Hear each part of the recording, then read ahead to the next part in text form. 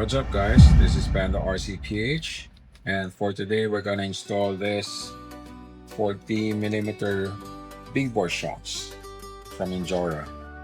So I'm gonna put that here on our scx24 classic C10 truck. Pretty much stock. Only upgrades or modifications I've done is I added this T-rail aluminum beadlocks, put on some BF Goodrich crawlers, and to add some front bias or front weights, I changed the plastic knuckles into brass ones.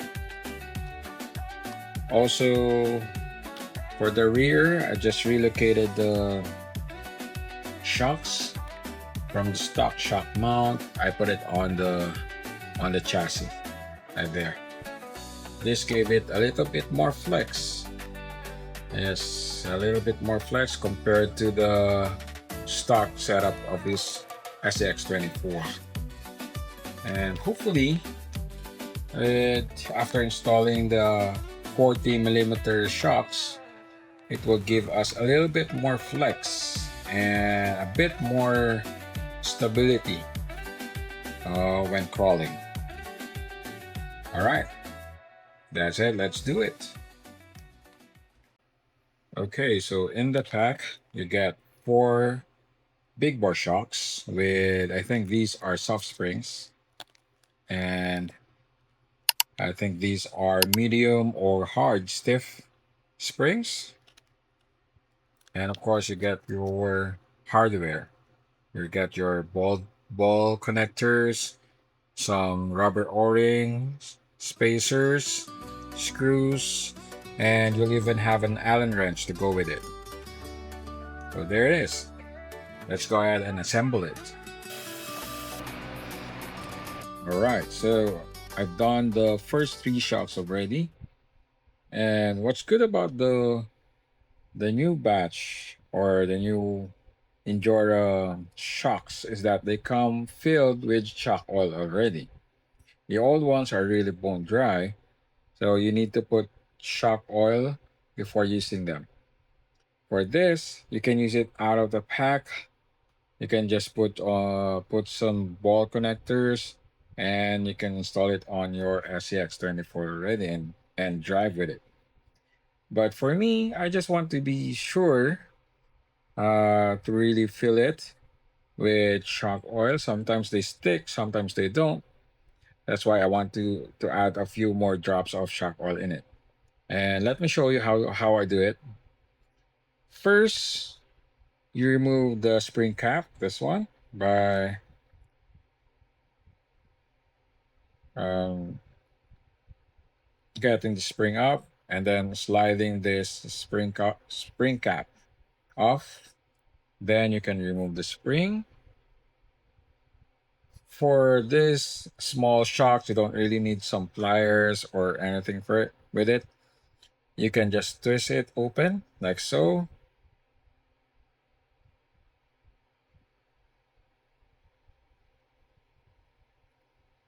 There. And as you can see, there are already shock oil inside that shaft or inside that canister. But for me to be sure, just want to be sure with it, just want to add a few more drops like so. And then you pull the shaft up and down to get it working. And then I think a few more drops. You don't need to really overfill it, so be careful. There you go. And then after that, you just put on the cap, put the cap back on, tighten it. Okay. Some shock oil overflows, so you just wipe it down a little. There you go. And tighten it, but not too much. Don't over tighten it. and then you put back the spring and then the cap, like so. There you go.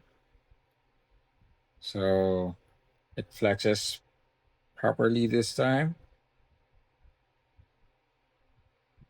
And next thing you're gonna have to do is put the ball connectors in. With this one, with the big bore, you got two types of ball connectors. You got the small one, or you got the short ball connectors, and then you have the longer one or the extended ball connectors. This extended ball connectors serves as that so that the shaft, or I mean the canister, won't hit the tires like the old ones, and then you don't have to use like spacers just for it to be cleared. You can just use the oh sorry, you can use the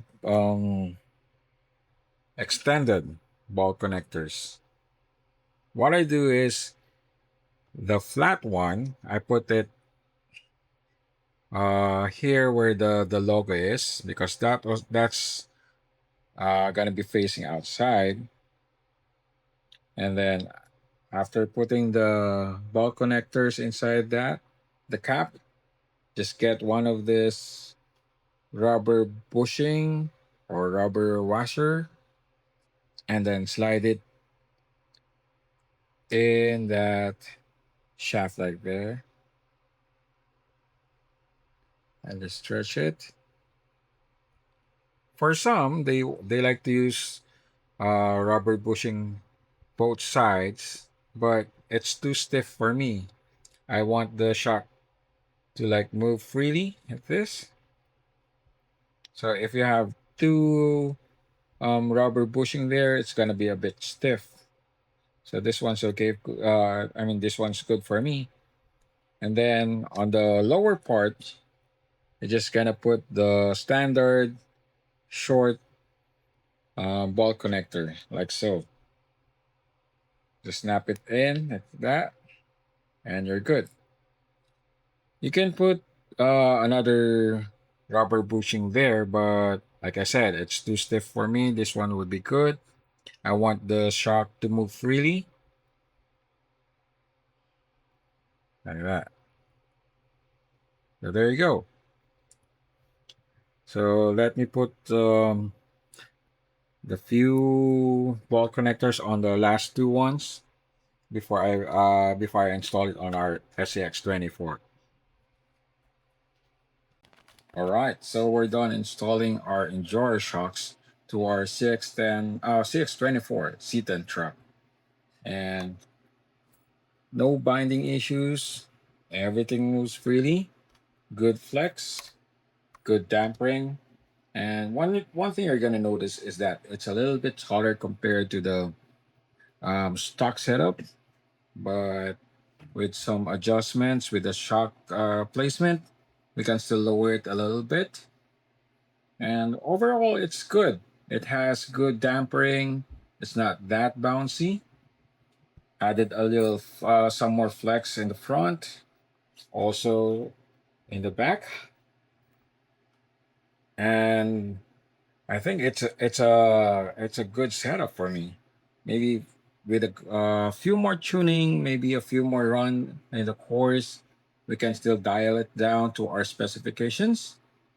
But overall, I am very happy with this setup right now.